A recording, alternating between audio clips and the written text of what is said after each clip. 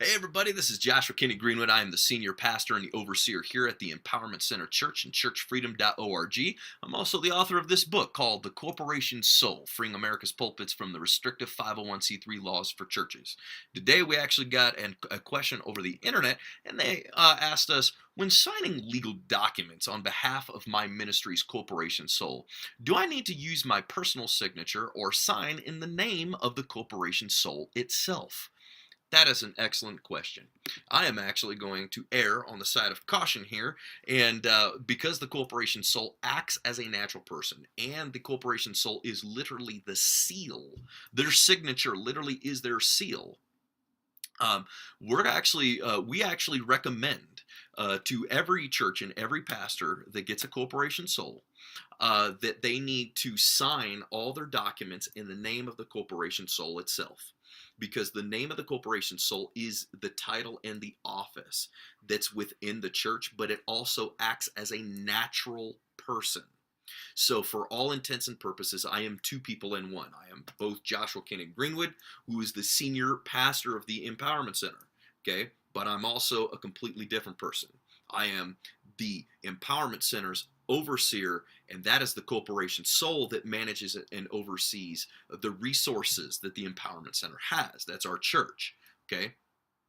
And it wasn't my decision to elect me to that. It was the church's decision to elect me to that through our affidavit. We have multiple members of our church. They have elected me in that position, but I'm two people in one. So there's Joshua Kenny Greenwood, and that has a social security number, but I also have the Empowerment Center, okay, overseer and successor is a corporation soul. That is our corporation soul. That acts as a natural person.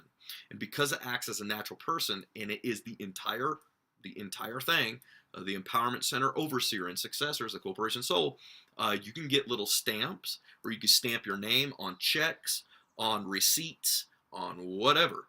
But if you are out and about, and I recommend that if a receipt is printed out, that you sign in the name of the overseer position. So I would literally sign in cursive handwriting the overseer's position. Now, here's where this is going to bring a little confusion.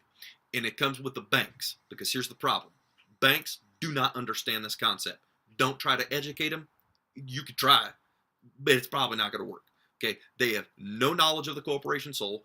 The corporation soul is not taught about in any single solitary college, seminary school, law school, CPA school, financial school, seminary school. It doesn't matter. No school in America teaches the corporation soul. This right here, what I'm holding, this is the first book in American history to ever have been written and published about the corporation soul, modern day tax law. It's right here. Okay, so you need to understand that they're not going to understand this at the bank.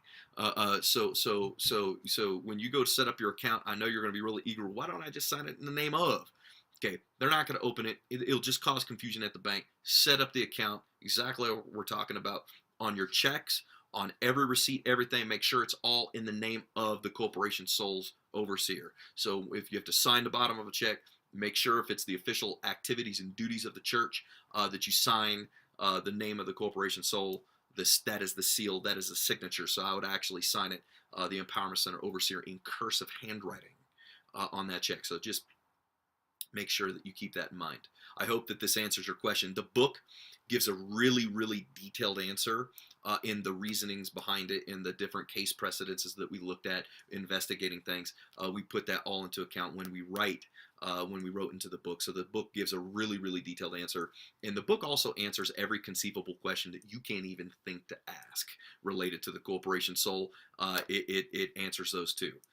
So it's been used by thousands and thousands of churches across the United States. So make sure you go get it today. Go to corporationsoulbook.com. If you have a question, subscribe to our channel. Leave a question in the comment box. Make sure that you subscribe to the channel, because if it's an original question, we'll go and we'll answer right here. And you want to make sure that you're subscribed so you can get the answer, and that you stay plugged in, so that we could talk about church freedom, the corporation soul, and how we're going to help set churches free from 501c3, help bring forth righteousness back to our country, that great revival, that great outpouring that we see that's coming. So praise God. Thank you so much. Have a great day.